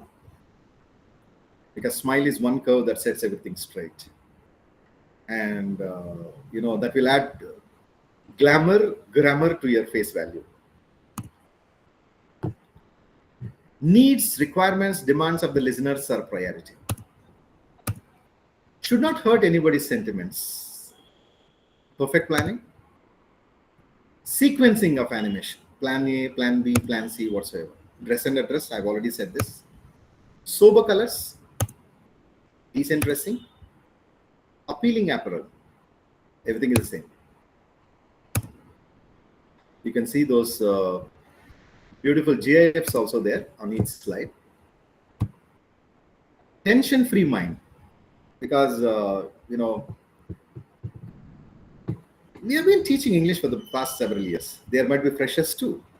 But when you have prepared on something, no matter even if the President of India sits in front of you, you should be confident. That should be your confidence.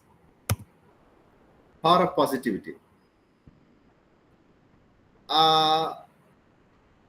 Okay, madam. Durga, madam. Okay. Power of positivity. Awesome. Amazing. When you utter these words with the students in the classroom or even in virtual presentations, that will generate a power of positivity that will completely fill the atmosphere or environment with the power of positivity. We all know that these are motivating words, inspiring words. Awesome, amazing, great, fantastic, marvelous, super cool, all adjectives. Chill, fantabulous. Okay? That's creative, thought-provoking, brainstorming, innovative, imaginative. What a thought, what an idea, what a view, what an opinion. What a perspective. Time your presentation. That's equally important. Don't be too dogmatic. Be pragmatic. You all know dogmatic is purely theoretical. Pragmatic is practical. Believe in yourself, of course. Remember, understand, apply, analyze.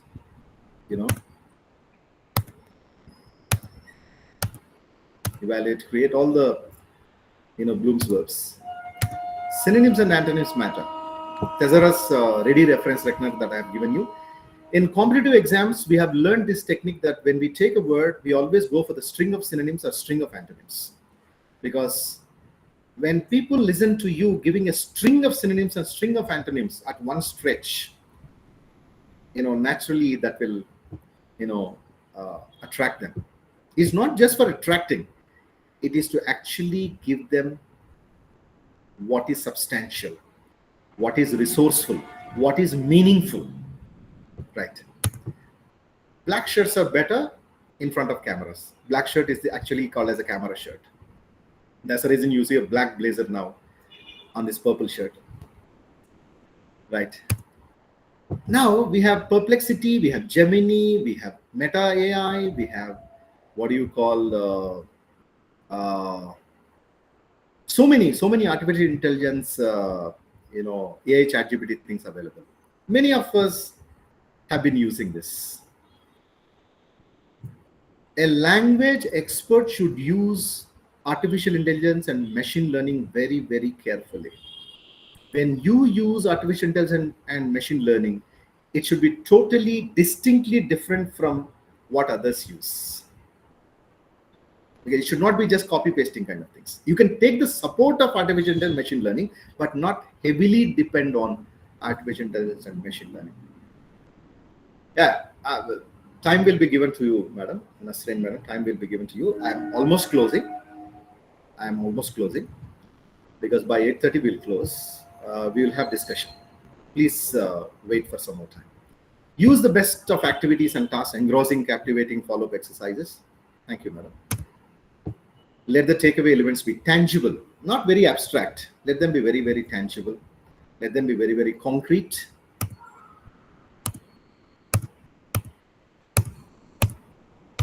Quality content, rich preparation, looks, outcome, read more, input, results in output.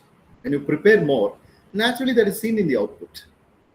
Predict questions, be ready with action plan strategies, overcome fear. Now, this is Salman Khan's advertisement that I have brought here. 7-Up, Pepsi company. I love this ad a lot and this tagline a lot. क्योंकि डर के आगे जीत है. There is victory beyond fear. Always remember, क्योंकि डर के आगे जीत है. There is victory beyond fear.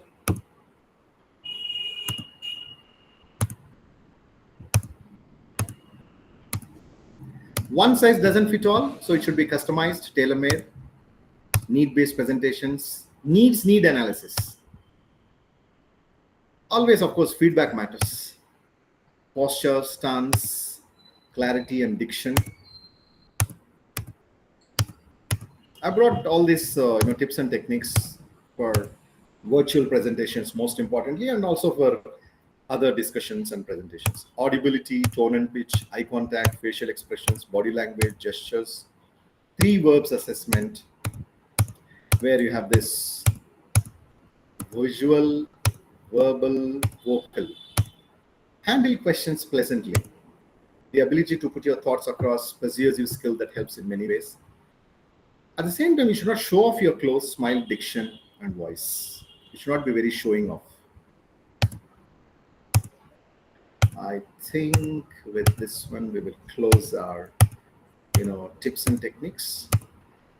Just because you are given some position, don't get intoxicated by the sense of power that comes by just because you are in the public eye. You're not somebody so big. You are just one of the, teachers. That's it.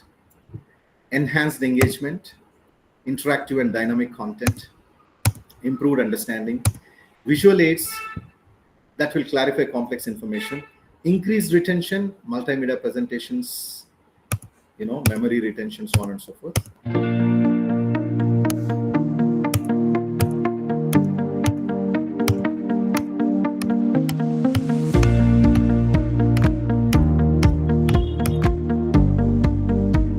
I've added music here to this slide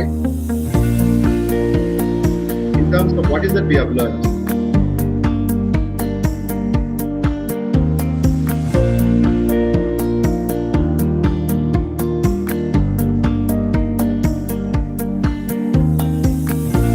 Please give it a read.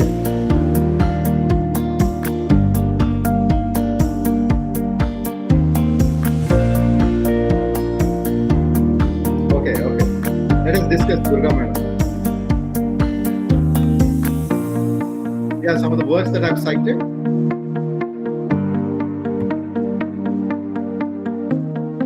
Yeah, some of my Oxford books that I've authored with Oxford University Press, English for Success in Competitive Exams and Objective General English. This is one of the bestsellers.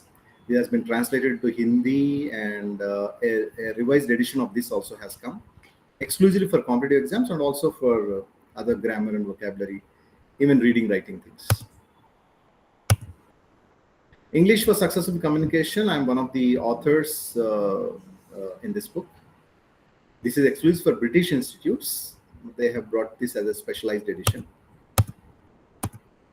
Word Power Vocabulary Builder is I am the sole author for this book.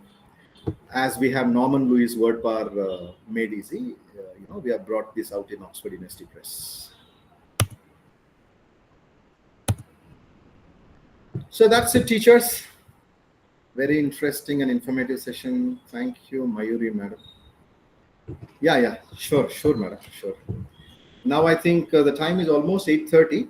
Maybe quickly with a couple of, thank you, Sharmili, madam. With a couple of questions, discussion, I think we'll close for the day. It's already 8:30 by my watch.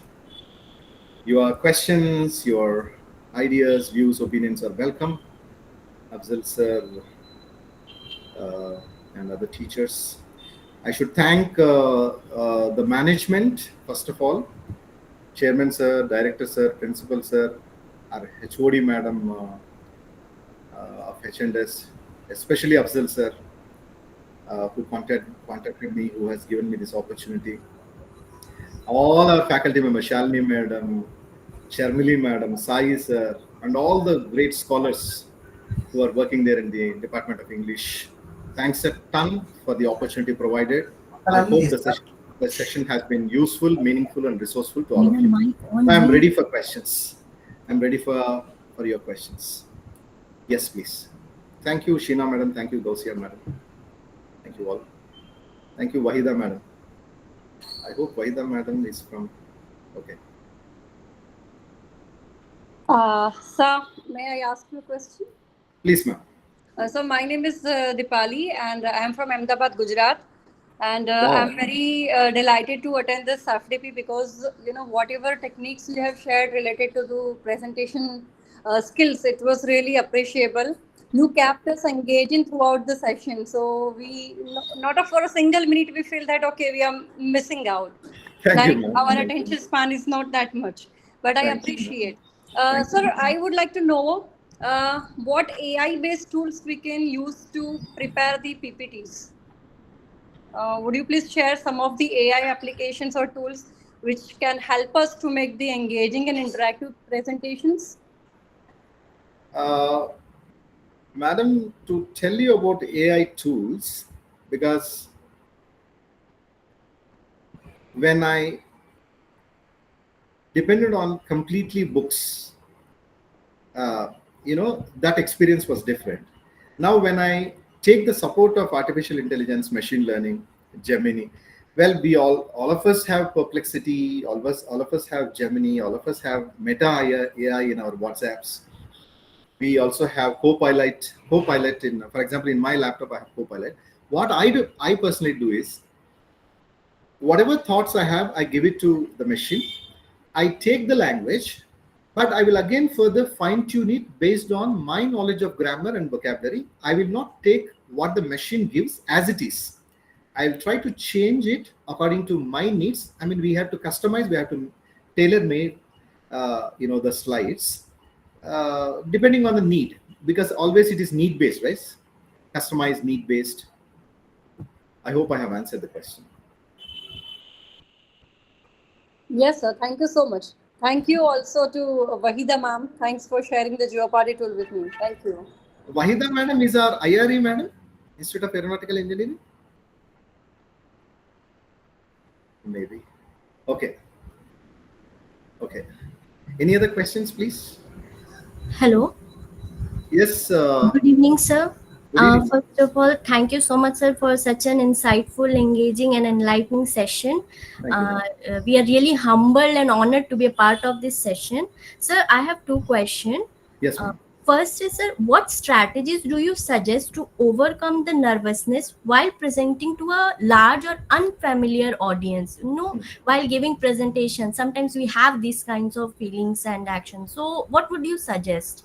First thing, sir, this. And the second question, sir, which is very important, because many of us, we can say, as being a literature student, we have the tendency to be a reader. a good reader, we can say. So that is one of the way where we can improve vocabulary. But there are many people who doesn't seems to like reading, or they're not comfortable with it. So for them, sir, what would be the most some effective and practical ways to improve one's vocabulary for presentation and communication, apart from rote memorization from dictionary or something, sir? So these are my two questions, sir. Thank you, first of all, for those very, very valuable questions.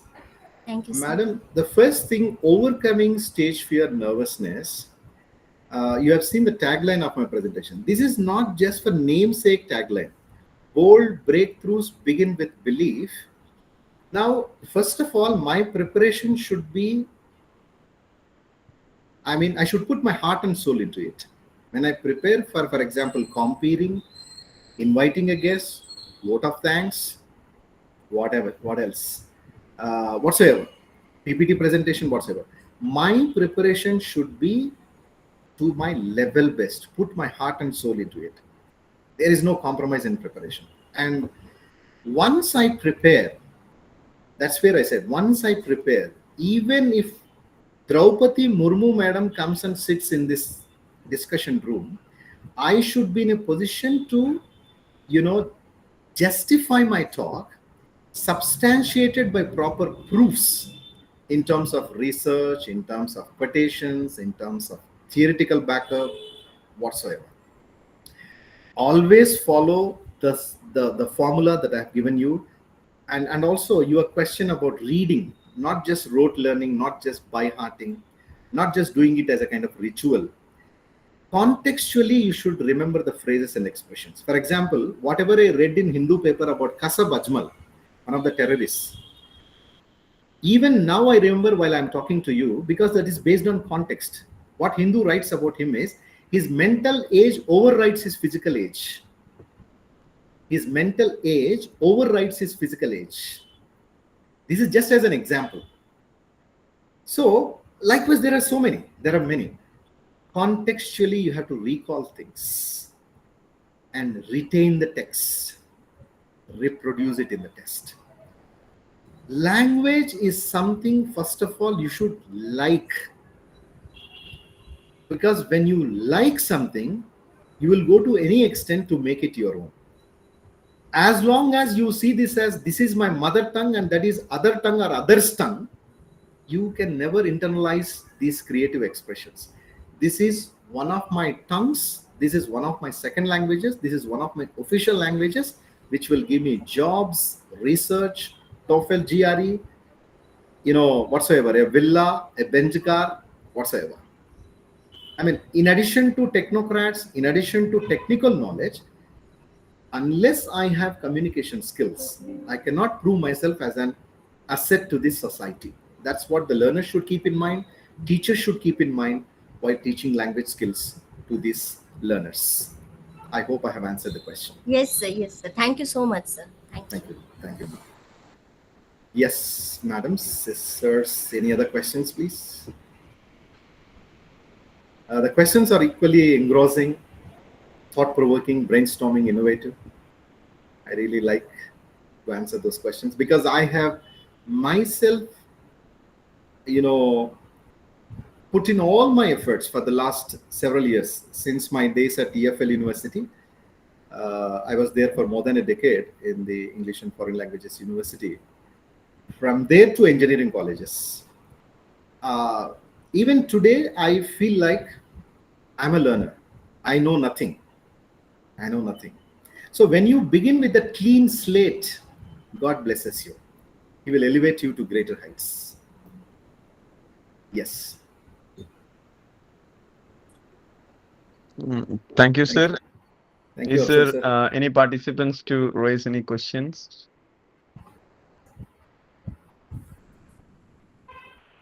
It was a wonderful session, sir. For long 2 hours, you engaged all the participants. Thank you, sir. Thank you very much. It was nice. That too, we know how there were a lot of technical glitches, problems. True, and it sir, was, true. as you said, it was at the 11th hour, everything got placed in their right It was a position. magic. It was a It magic was a that magic. happened. There was a That touch happened of at the last magic. minute. Yes, sir. Yes. Even I was wonderstruck when you came with the videos and all.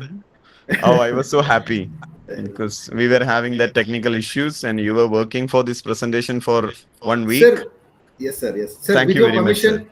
permission, I would like to add one more thing here. Sir, Thank you, sir, sir. sure. Yeah, thank you, madams. One word before I end. I also believe in extraordinary, supernatural, unlimited powers helping us during our presentations. I mean, when we are in a kind of prayerful meditation kind of things, that will also help us in our presentations. Thank you, sir. Thank you very much. Thank you, sir. Thank you very much. But I'm not that much a believer in the such things. I'm right on the other side of the board. I understand. So Some of them believe, some thank of you, them sir. don't. Sir. And now let me invite Shalini ma'am to propose a vote of thanks to beloved resource person. Vaida Sunil, madam, sir. thank you. Shalini ma'am. Thank you, Vaida madam. It's my privilege and honor to propose a vote of thanks on behalf of SICET. Ladies and gentlemen, esteemed guests and fellow participants, I would like to extend our heartfelt gratitude to Dr. Sunil Solomon Philip for delivering on enlightening presentation on effective presentation and content delivery. His insightful talk covered essential topics such as designing multimedia presentation and visual aids, utilizing video, audio, and animations to enhance understanding, tips for clear and confident virtual delivery, the advantages of language blended with multimedia, the functions of rhetorical speech. Sir has also discussed on real-time experiences and quotations like big breakthrough. If you believe, you can do everything. Sir also has shared some of the video of Martin Luther Jr. It's very inspiring and thought-provoking. A teacher who is not reachable is not teachable is a quotation that we all have really, it's close to our hearts. Dr. Sunil Solomon Phillips' expertise and engaging presentation style made the session informative and enjoyable. His valuable tips and strategies will undoubtedly benefit us in our future endeavors. Thank you, sir, for sharing your knowledge and experience with us. Your contribution to our learning and growth is greatly appreciated. We also appreciate the time and effort you invested in preparing and delivering this presentation. Your dedication in enhancing our skills is truly commendable. Thank you, sir, for reviving our spirits as we have a passion for teaching. Once again, thank you, sir, for an excellent presentation. We look forward to apply the insights gained from your session. Thank you, sir. Thank you, ma'am. Thank you very much. From the bottom of my heart, I thank once again the management, Afzal sir, all the faculty members for giving me this opportunity to share my ideas with you, thoughts with you. I'm privileged, honored, and blessed by this talk. Thank you very much. Thank you.